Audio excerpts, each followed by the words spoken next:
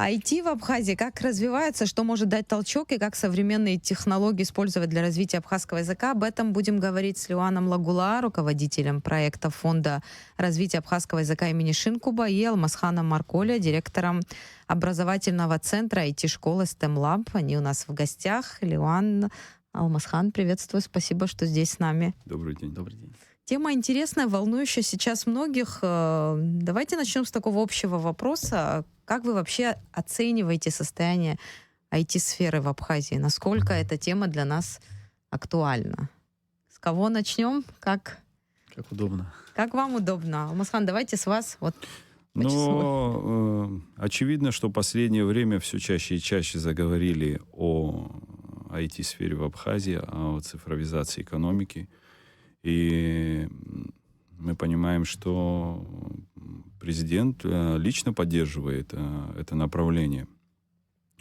Дело в том, что, мне кажется, очевидно, что в условиях, когда человеческий ресурс ограничен, да, вот в нашей маленькой стране, финансовые ресурсы ограничены, внедрение технологий сыграет, мне кажется, ключевую роль в нашем развитии.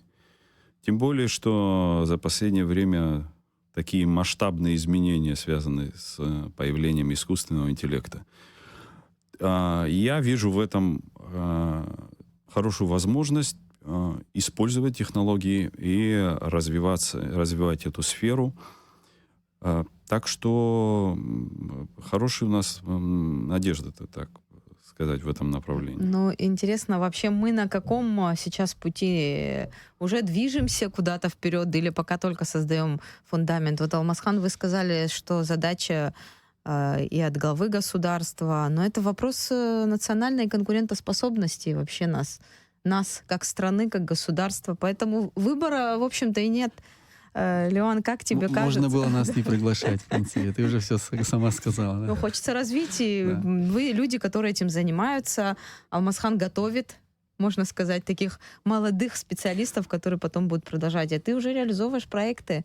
Да, я поддерживаю тезисы, которые здесь уже были озвучены. По поводу фундамента. Он закладывается. Мы недавно наблюдали открытие государственного ЦОДа, например. Это хорошее, это очень знаковое событие. Мы говорим о создании колледжа информационных технологий и искусственного интеллекта при АГУ. Там уже могу анонсировать, наверное. Там уже начались ремонтные работы. Мы ожидаем, что к концу года здание будет готово. Эту инициативу тоже лично поддержал президент. Это будет очень важная ступень для воспитания айтишников. Вот. И еще одна важная вещь — это технопарк, которая... Эту вещь тоже мы обсуждали, и с главой государства, и комиссия была подготовлена, и работа там велась и ведется. Поэтому мы можем сказать, что такие важные, фундаментальные инициативы происходят в нашей стране, чтобы юные айтишники, которые выходят из STEM Lab, чтобы могли дальше продолжить развиваться. Мы видели различные новости, как наши айтишники, я уже много раз это сказал, добиваются определенных успехов. Например, Георгий Шакрыл недавно на Олимпиаде из 15 тысяч айтишников занял 4-е место. Это наш студент из Нижнего Новгорода, который также прошел STEM Lab. И таких событий много. Мы знаем Мирон Барателия, мы видим контакты, например, нашего фонда с Яндексом, инициативы, которые поддерживаются Министерством просвещения в цифровизации абхазского языка и внедрении новых технологий. То есть работа идет. Возможно, на нее не так пристально смотрят, потому что какие-то другие бытовые вопросы или другие вопросы отвлекают. Но это тоже нормально. Вот в этой части можем сказать, что есть движение вперед, есть движение вперед, есть самое важное понимание и поддержка, потому что такие проекты невозможны без поддержки со стороны правительства, руководства. Это очень важно, потому что если инициатива просто будет оставаться на уровне там, отдельных организаций, отдельных школ, это не будет иметь системного характера, и вот системная поддержка, она важна. Я думаю, что здесь и в законодательной части нужна будет поддержка и от парламента. То есть такой комплексный вопрос. И самое важное, что действительно с развитием технологий искусственного интеллекта остаться в стороне от этих процессов, это означает не только потерять конкурентоспособность, но и, собственно, выживаемость самого государства тоже становится под вопросом, поэтому это нужно поддерживать во всех сферах. Когда вообще мы говорим о будущем абхазского государства, естественно, этот вопрос неразрывно связан с будущим абхазского языка. Есть мнение, что если языка нет в цифровом пространстве, то и его будущее вообще под вопросом. Вот если эту тему развить, насколько это справедливо для абхазского языка, я знаю, что вы занимаетесь совместными проектами STEM-Lab и фонд имени Шинкуба. Расскажите, как вы это видите вообще? Ну, во-первых, надо сказать, что то, чем занимается фонд Баграта Шинкуба, именно цифровизация абхазского языка, является крайне важным направлением. Потому что, ну, смотрите, мы стоим на пороге того, что язык мы можем потерять. В данном случае цифровизация и обучение искусственного интеллекта абхазскому языку дает возможности и шансы создавать, я бы сказал, цифровые образовательные продукты, новые образовательные модели.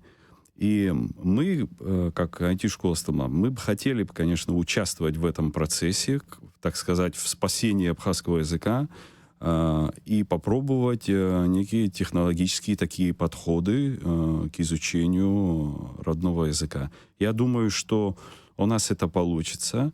Главное сейчас завершить работу фонду по сбору датасета, да, для обучения искусственного интеллекта, чтобы он стал, так сказать, технологически доступен. А дальше открывается огромное количество возможностей создания разных цифровых продуктов и внедрения его в образовательный процесс. Вот. Так что ну вот мы сейчас хотим анонсировать совместный проект. У нас, как одно из направлений, работает школа LangLab по изучению английского языка с использованием веб-платформ образовательных.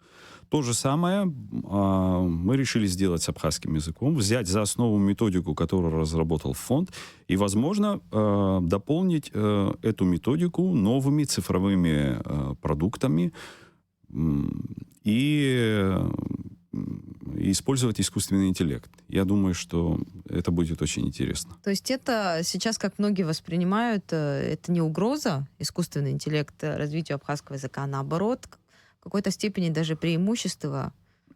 Как вы вообще к этому мнению о том, что вот с развитием технологий, наоборот, угроза существует? И вообще нашему этносу в целом, нашей культуре? Очень приятно, что тезисы, которые мы пытаемся распространять уже несколько лет, и на этих позициях тоже стоишь, да, и транслируешь их. Мы действительно видим, что развитие искусственного интеллекта это как раз и тот шанс для развития абхазского языка. Не просто сохранение, мы всегда отказываемся, вот наш фонд, мы говорим о том, что мы против формулировки сохранения языка, именно развития. И что касается тех возможностей, безусловно, для таких малоресурсных, скажем так, государств, как абхазская и по количеству населения и так далее, было бы сложно рассчитывать на технологические прорывы без таких технологий. Сейчас эти технологии помогают, мы создаем различные модели, модель по синтезу речи, модель по переводу. Для нас несколько важных задач, если мы говорим о работе фонда, это создание тех самых платформ, с помощью которых и разработчики, и компании смогут внедрять в свою работу абхазский язык легко и доступно.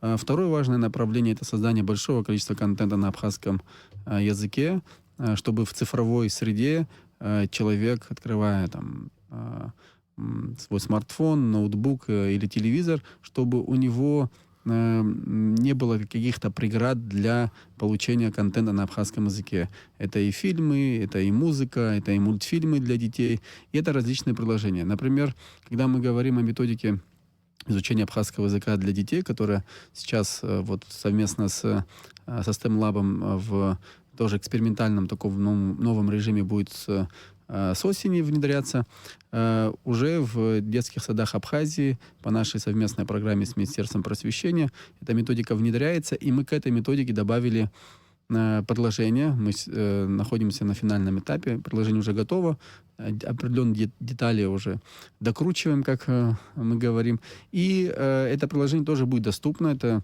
что-то вроде Duolingo, известное приложение для изучения языков. Наша методика адаптирована под цифровые платформы. Этот путь мы тоже выбираем, и поэтому, честно говоря, у нас нет опасений за судьбу абхазского языка. Есть только опасения, если мы не будем пользоваться этими шансами, которые нам предоставляет время, тогда да. Но в нашем случае у нас стратегия есть, у нас есть поддержка, у нас есть партнеры и в лице государственных органов. Там, у нас очень удачные переговоры и взаимодействие там, с Национальной библиотекой. У нас большая база, которая насчитывает больше 100 лет абхазской письменности, да, современной. То есть мы это все мы используем, мы оцифруем, и это будет доступно для нашего поколения, для будущих поколений и, собственно, и для искусственного интеллекта. Поэтому у нас все в этом смысле мы верим. Прекрасно. И Алмазхан, и Леон, я знаю, все, за что вы берете, все это качественно делаете, но я понимаю, что все задачи, которые перед государством стоят, решить сложно одним проектом или двумя людьми. Для этого важно, чтобы такая среда айтишников, она создавалась, чтобы люди... Вот вы за развитие абхазского языка, другие там создают другие стартапы, которые решают новые задачи. Чтобы эта среда появлялась, достаточно ли у нас здесь условий? Вот STEM Lab насколько популярен, насколько активно приходит, и что история дальше про колледж Леон рассказал. Мне бы про среду немного хотелось поговорить. Да, знаете как, я оказался в такой роли руководителя IT-школы, хотя я сам не айтишник, так скажем, у меня другое образование, но я просто управляю образовательным проектом. Но, что я хочу сказать, когда я пришел 3 года назад, да, в STEM Lab, я начал вникать в это, наблюдать за этим сообществом. На сегодняшний день я могу сказать, что айтишников в Абхазии достаточно много. Они в каком-то смысле разрозненные все, да. И, конечно, мне хотелось бы, чтобы это сообщество объединить как-то и проводить какие-то мероприятия, может быть, мини-конференции. Вот сейчас мы планируем, кстати говоря, в ближайшее время планируем проводить хакатоны. Хакатоны — это мероприятие, где в соревновательной форме за ограниченное количество времени решаются какие-то, возможно, абстрактные или реальные задачи, которые могут пригодиться. Так что ребят, специалистов достаточно. Понятно, что их должно быть в разы больше. И вот в условиях таких процессов, которые в мире происходят, мы просто обязаны идти в ногу со временем. В этом смысле STEM Lab как первый этап, так сказать, в подготовке. Наша задача фактически профориентация. Да, это заинтересовать ребенка развиваться в этом направлении. И мы видим, что действительно дети, которые прошли курсы, 3-месячный курс, казалось бы, да, но это как-то на него влияет, он дальше поступает в вуз и даже какие-то олимпиады выигрывает, да, вот. Я бы хотел добавить относительно угроз и рисков в отношении искусственного интеллекта. Они действительно есть. Вообще это такой очень дискуссионный вопрос. То, что Леон тоже говорит, открывая смартфон, я представила, сколько соблазнов, куда там захочет переключиться. Смотрите, я бы хотел сказать основные угрозы именно в образовании. вот в использовании искусственного интеллекта в образовании. В чем здесь проблема? Значит, ученые, которые занимаются изучением мозга человека, вот, они все говорят, что искусственный интеллект, использование искусственного интеллекта может повести двумя, так сказать, путями. Первый — это так называемая когнитивная разгрузка, когда ты используешь эту технологию, которая очень умная, дает тебе ответ моментально, и у тебя деградируют мыслительные процессы. То есть в образовании вот у детей это уже наблюдается, когда ребенок делает запрос, получает быстрый ответ, не вникая в суть, использует эту информацию. Другой вариант — это когда человек замотивирован что-то узнать, тогда использование искусственного интеллекта, наоборот, делает его более продуктивным, более эффективным. Вот. Это и есть проблема сегодняшнего образования. То есть Сегодня... система должна адаптироваться под эти изменения. Другое дело, насколько она поворотливая и способная вообще отвечать. Это очень сложный вопрос, но то, что сегодня образование в целом в мире не успевает за развитием этой технологии, это все признают. Потому что появились новые требования к навыкам будущего человека. Это в первую очередь это критическое мышление. То есть, казалось бы, мы говорим о технологии, но сегодня нужно критическое мышление, аналитическое мышление, когда человек может критически подходить, понимать тот момент, когда искусственный интеллект уверенно тебя вводит в заблуждение. Я оптимистично, кстати, на все это смотрю. Мне кажется, чем дальше технологии, чем быстрее они развиваются, тем ценнее становится вот именно естественный интеллект. Потому что правильно поставить задачу, разработать новые продукты. Все это все равно создают люди. Конечно, Поэтому эта технология уже завтра устаревает, и мир требует новых идей, новых решений, поэтому деградировать мы не будем, мне кажется. Но вместе с тем, значит, появляется базовая так называемая ИИ-грамотность, да, грамотность по использованию искусственного интеллекта. Вот мы сегодня в STEM-лабе до сих пор занимаемся компьютерной базовой грамотностью, да, то есть это вы сейчас про отставание, про то, насколько мы в Абхазии... Я к тому, как я вижу спрос общества, да, то есть, конечно, мы как общество отстаем. Здесь уже надо обратить внимание на то, что эта сфера IT дает колоссальные возможности, надо обязательно получать эти навыки. Каждая профессия, вот, кстати, мировые такие отчеты говорят о том, что каждая профессия, она станет технологичной. То есть сама структура навыков меняется. Чем бы ты ни занимался, ты будешь использовать возможности искусственного интеллекта. И здесь его надо правильно использовать. Вот. Правильно я понимаю, Алмазхан, что сейчас в школе этому не научат? Нигде не научат, если ты там сам или в STEM-лаб не пойдешь, или сам не захочешь. Но должна система образования отвечать реалиям, и какие-то базовые знания должны давать в школах. То есть у меня есть такая идея, что чтобы собрать представителей, так сказать, классического образования и, возможно, преподавателей STEM-лаб, и проводить какие-то такие встречи, может быть, хакатоны, опять-таки, чтобы вырабатывать новые образовательные модели, новые подходы. Никто не говорит о том, что там классическая там, образовательная модель, она там плоха. Просто время изменилось, темпы изменились. Вот. И в этом смысле хороший педагог, он как раз-таки нужен, потому что именно он должен настраивать, так сказать, возможности искусственного интеллекта, чтобы правильно образовательный процесс шел. Ну, он должен в себе совмещать качества. Да, конечно. Классического учителя и человека, который хорошо разбирается в... Ну, на сегодняшний день уже очевидно, что хотя бы на уровне администрации школы, да, какие-то процессы надо автоматизировать, да? Леон, как ты вообще на все это смотришь? Насколько мы в этом плане отстаем? Систему образования тоже надо подстраивать под реалии? Тут, мне кажется, дело в том, что, наверное, сложно привести примеры стран, где какая-либо система быстро адаптируется к таким быстрым изменениям. Потому что если, в принципе, мы говорили до этого, это такие философские вопросы, но если мы говорили о том, что время убыстряется и так далее, то с технологиями искусственного интеллекта это происходит в разы, в десятки, в сотни, может, тысячи раз быстрее.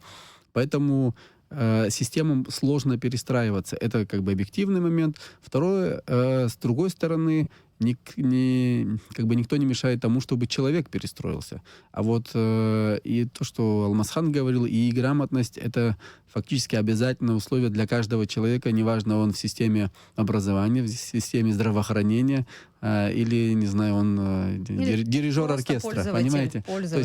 То есть это нужно каждому человеку, потому что это может помочь и поможет, скорее всего, ему в решении многих задач, образовательные или другие.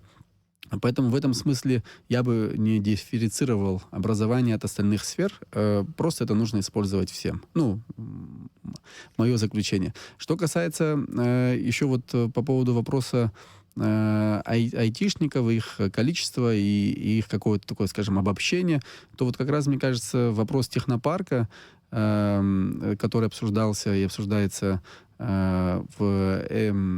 в правительстве, и вообще в этой сфере, мы видим, у нас есть технологические компании, так Афона, Mobile, системы, другие цифровые какие-то такие инициативы. То есть у нас определенная среда есть. У нас есть еще очень круто, это наша погода, наша природа, то, что тоже привлекает айтишников. Второй Дубай? Да, второй Дубай, можно так сказать. У нас мягче климат. И у нас есть и свобода, то есть у нас много чего, что может привлечь и IT-компании, и IT-специалистов для работы в Абхазии. И я должен сказать, что может быть, не видно какой-то системной работы с подготовкой людей, но, например, вот вчера и сегодня общался с Георгием Шакрыло, о котором я уже сказал, там в Нижнем Новгороде уже около 30 айтишников из Абхазии, студентов.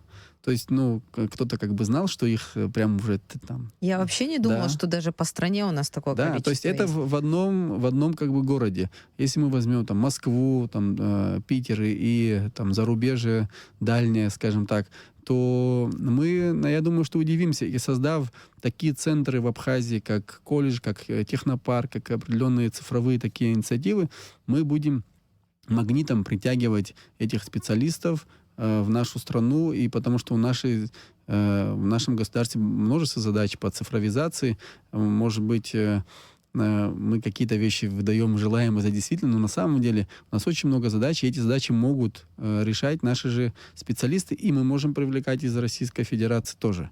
То есть здесь поле такое непаханное, и обязательно его надо обрабатывать. Да. Но более того, когда форум у нас весной проходил в Абхазии, представители крупных российских компаний, они приезжали сюда, и мы общались здесь в студии «Радио Спутник» и говорили о перспективах создания такого технопарка. Они готовы приехать, они готовы работать здесь. Но что, на ваш взгляд, мешает? У нас немного времени остается. Какие условия нужно создавать? Может быть, на законодательном уровне какие-то преференции, льготы. Я не знаю, что может привлечь. Климат есть, территория есть, свободные земли, пожалуйста, и какое-то здание можно найти. Слава богу, с энергетикой вопрос решен, стабильное энергоснабжение есть. Я думаю, что здесь нужно сразу несколько... Ну, первое — это воля, то есть нужно захотеть это. А второе — это, или, может быть, поменять их местами, понимание, что это необходимо для страны, поддержка, определение локаций, конечно, законодательные преференции, и понимание того, что это не то, что даст выхлоп, прям вот сегодня открыл технопарк, завтра у тебя все будет хорошо. Это стратегическая задача для государства, потому что без этой сферы невозможно развитие вообще ни одного направления. То есть, когда мы говорим там о сельском хозяйстве и туризме, и они не будут развиваться без технологической поддержки и технологического содержания. Поэтому здесь нужно вот проявить волю. И мне кажется, что сейчас этот процесс идет, сейчас идет это обсуждение, нужно не останавливаться на этом и доводить до конца, создавать такие площадки, технопарки. В этом есть заинтересованность и университета, и IT-компаний, и государственного сектора, и частного сектора, потому что частный сектор, я не раз с ним взаимодействовал, работал. Им тоже нужны такие продукты, которые помогают. Алмазхан. В сельском- И IT-школа Stanlab тоже заинтересована в этом, потому что что нам нужно? Нам нужно, чтобы открывались перспективы у детей. Да, закончил курс, потом пошел в колледж, а потом открывалась перспектива поработать в технопарке и так далее. То есть это некая среда, образовательная такая среда, ее нужно создавать. Так что мы полностью поддерживаем это. Ливан, как ты сказал, про сельское хозяйство. Сейчас дроны в сельском хозяйстве используются для обработки, там, не знаю, для каких-то Для всего, манипуляций. для В общем, анализа, технологий для... сейчас везде, поэтому очень хочется надеяться. И есть ощущение, что действительно такой разворот государства тоже в эту сторону есть. Понятно, что цифровизация требует больших финансовых затрат, но кадры решают все. В общем-то, подготовка специалистов — это на первом месте, и будем надеяться, что такие возможности создаются сейчас действительно. Спасибо, что были с нами в студии. Благодарю. Спасибо большое. А нашим слушателям напомню, у нас в гостях были Алмазхан Марколя, директор образовательного центра IT-школы STEM Lab, и Леван Лагула, руководитель проекта Фонда развития абхазского языка имени Шинкуба.